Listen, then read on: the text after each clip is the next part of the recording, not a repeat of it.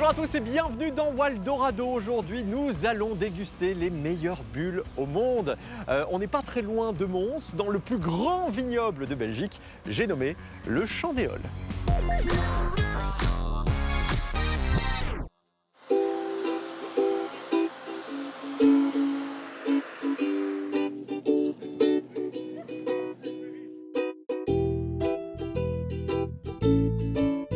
Louis et Hubert Youbank, bonjour. Bonjour. Alors, je suis ravi de vous rencontrer, vraiment. On vient de découvrir le domaine il y a quelques instants. Tout a commencé il y a plus ou moins 10 ans, c'est ça? Tout à fait. Un jour, il y a quelqu'un qui est venu frapper à ma porte en voulant m'acheter mes terres. Puis j'ai compris que c'était un champenois. Comme le foncier est très cher en Champagne, il voulait venir s'implanter en Belgique. Parce qu'à la base, vous êtes agriculteur. Moi, je suis agriculteur, oui. Donc, j'ai été voir ses installations. J'ai vu que tout était vraiment impeccable chez lui et qu'il faisait un très, très bon produit. Donc, je lui ai proposé de s'associer. C'est comme ça que l'histoire a commencé. Alors, le Chandéol lançait ce produit au cœur même de la Wallonie. Est-ce que ça a été quelque chose de compliqué ou pas?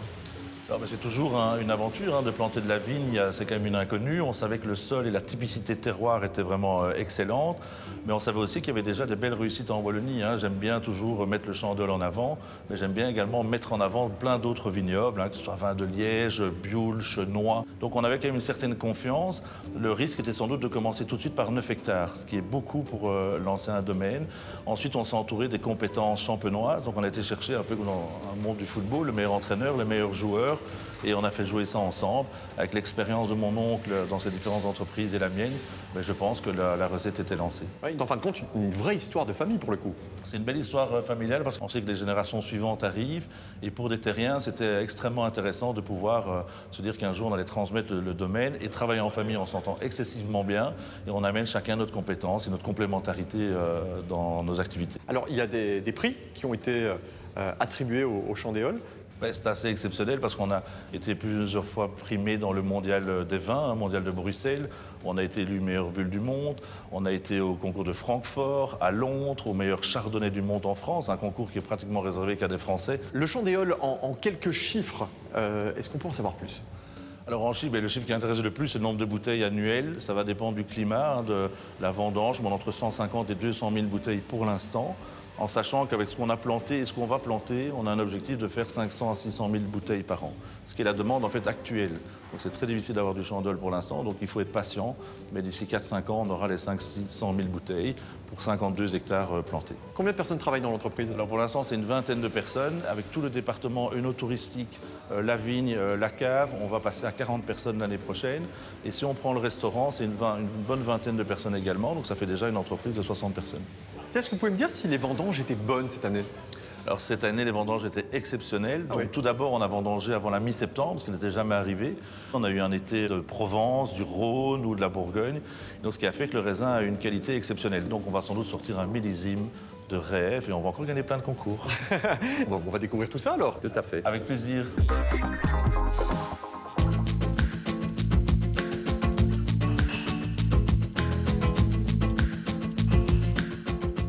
Bonjour Laurent. Bonjour David. Alors, toi, tu es le chef de production. Oui. Tu viens de Champagne, un parcours quand même assez exceptionnel là-bas. Pourquoi as-tu débarqué ici en Belgique? Alors déjà le projet d'entreprise. Le projet d'entreprise, il est énorme. En Champagne, ça n'existe plus des projets d'entreprise comme le Chandéol. D'accord. Partir de zéro et monter jusqu'à 500 000 bouteilles, pour moi, c'est inédit. C'est vrai? Oui. Alors, il faut quand même le souligner, c'est bien, ça se passe en Wallonie en plus. Il y a vraiment une vision de pouvoir produire plus et toujours en gardant la même qualité. Voilà, c'est exactement ça. D'accord, donc tu es un peu garant de la qualité aussi. C'est ça. Les vendanges se sont passées il y a quelques semaines maintenant. Quelles sont les prochaines étapes? On rentre la vendange, on presse, on fait les fermentations alcooliques. Derrière, on fait les fermentations malolactiques.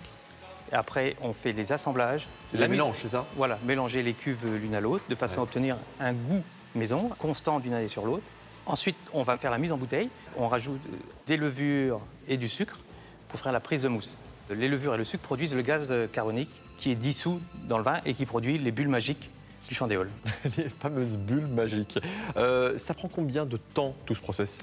Entre la mise en bouteille et le dégorgement, on est sur 18 à 24 mois. 18 à 24 mois avant qu'on puisse le consommer? Non, qu'on puisse extraire le dépôt. Ah oui. Il y a un petit dépôt qui est présent, c'est les levures. On fait ce qu'on appelle une étape de remuage, c'est-à-dire on remue les bouteilles de façon à ce que le dépôt aille dans le goulot. Et après, l'étape de dégorgement, c'est l'extraction du dépôt et l'ajout de liqueur et on rajoute un bouchon. D'accord. Et c'est ce qu'on fait manuellement ici. Voilà, c'est majoritairement automatisé, mais ancestralement, c'était fait manuellement. Et tu te souviens Du geste? comment ça se passait à l'époque? Oui, à l'époque. Alors, on prend 2 bouteilles. Un bon remueur remué jusqu'à 50 000 bouteilles par jour. 50 000 Arrête, je ne voudrais pas que tu te blesses. Dis-moi un petit peu, qu'est-ce qui fait la qualité du chandéol? La position du domaine, on est sur une veine calcaire, craie, typique des grands vins champenois, une équipe de professionnels et une volonté de bien faire, d'où un outil assez exceptionnel avec 1000 m² de cave où on peut stocker jusqu'à 1,5 million de bouteilles. 1,5 million de bouteilles? Oui. Mais alors, pourquoi? Ah oui, parce qu'il y a une période de stockage, évidemment. Voilà. Actuellement, tout est vendu à l'avance. Il y a des réservations jusqu'en 2027. Donc pas possible d'avoir une bouteille avant 2027? Non. Mais qui sont vos clients alors? Les Belges, exclusivement les Belges. Ce n'est vendu qu'en Belgique? Oui, chez les cavistes, restaurants et particuliers, uniquement. On ne trouvera jamais une bouteille de chandéol dans les grandes surfaces. D'accord, elles sont toutes ici. Oui. C'est vrai, pour le moment. Oui.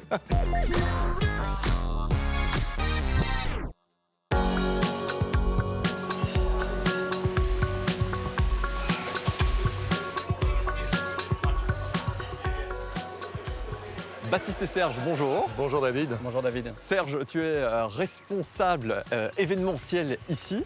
On est au cœur des vignes avec derrière vous un restaurant quand même assez incroyable. Est-ce que tu peux m'en dire plus?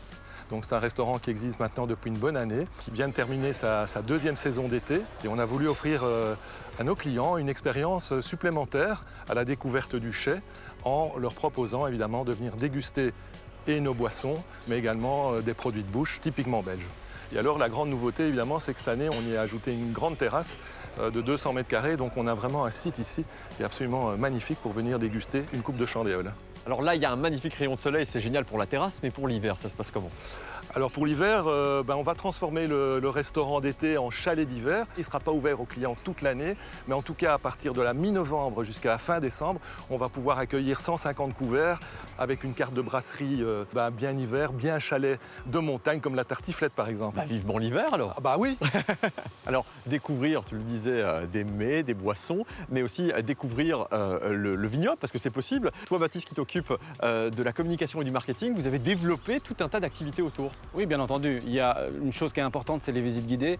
On aime montrer à nos clients comment est fabriqué notre produit. Et donc, on a 4 guides qui sont hyper spécialisés dans la vigne, qui accueillent les clients dans les vignes et qui accueillent aussi les clients dans le chai et qui proposent aussi une dégustation. D'accord, c'est valable pour tout le monde?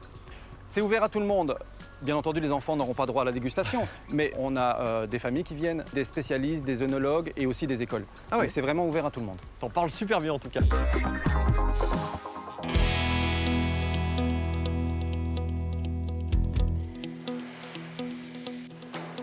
Baptiste, à tes côtés, Stéphanie, directrice financière. Alors, on est sur le rooftop qui est en travaux pour le moment. Oui. Quel est le projet derrière tout ça? Donc le rooftop fait partie d'un projet d'extension générale. On parle d'un budget de 12 millions d'euros. Donc on investit dans l'événementiel, dans une nouvelle salle de spectacle qui est capable d'accueillir des mariages ou des team building. On investit également dans la partie production où là on a creusé des caves de vieillissement. On a créé une nouvelle cuverie et on investit dans du matériel de haute technologie, notamment dans des grands pressoirs. Alors je me verrais bien, très honnêtement, sur ce rooftop dans quelques mois quand il sera fini. C'est prévu Moi pour aussi. quand?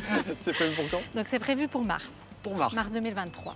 Et pourquoi pas avec l'une de ces bouteilles, hein, toujours avec modération, c'est ce qu'on dit dans ces cas-là. Ça, c'est la gamme complète. Tout à fait. Donc on a le blanc de blanc, le rosé, la cuvée Prestige, l'élixir Saint-Georges et les Old Spritz qui est sorti il y a 1 an et demi à base de kumquat, créé en collaboration avec la distillerie de Biercé et qui se marie très bien avec notre blanc de blanc pour faire le royal. Alors, il y en a un qui est un peu plus confidentiel, on le voit rarement.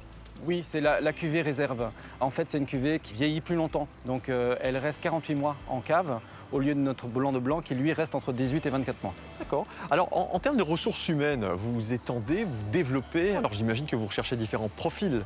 On sera à la recherche dans les prochaines semaines, voire les prochains mois, de fonctions type assistante de direction, type comptable interne, On va rechercher une personne au niveau du commercial pour développer la partie événementielle, des personnes plus spécialisées au niveau de la vigne, donc voilà. Ok. Tiens, justement, on sait que la marque Champagne est protégée. Est-ce que ça ne vous pose pas des petits problèmes de temps en temps? Alors à nous, pas particulièrement. Ça pose plus de problèmes aux champenois parce que bien entendu, nous, on ne peut pas parler de champagne, mais en général, quand on parle du Chandéol, on parle de champagne belge. Nous, clairement, on ne peut pas communiquer de cette manière-là. D'accord. Et on parle de méthode traditionnelle dans ce cas-là, c'est ça? Oui, la méthode traditionnelle, c'est vraiment la manière précise qui est réalisée en Champagne et qu'on applique ici aussi. D'accord. Les meilleures bulles au monde se trouvent ici, près de Mons, en Wallonie.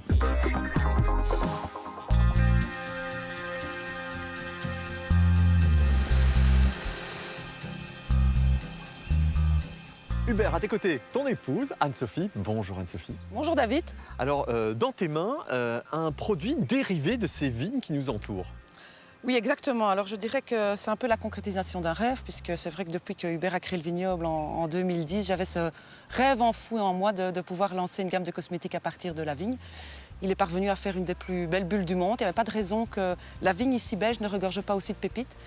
Et donc je me suis lancée, changement de cap complet pendant le confinement. Parce que ce n'est pas ton métier, hein? Pas du tout. Je ne viens absolument pas du secteur de la biocosmétique, mais je dirais que, évidemment, mon expérience n'est jamais très loin derrière. Je suis une passionnée du développement wallon, une passionnée de la mise en valeur des savoir-faire wallons, et je voulais lancer une gamme Made in Belgium. Donc l'exigence était de trouver l'ensemble des savoir-faire en Wallonie, de la formulation en passant par la recherche, le marketing, le design, et je dois dire que j'y suis arrivée, et donc j'en suis ravie. C'est très joli, hein? Et où est-ce qu'on retrouve ces produits?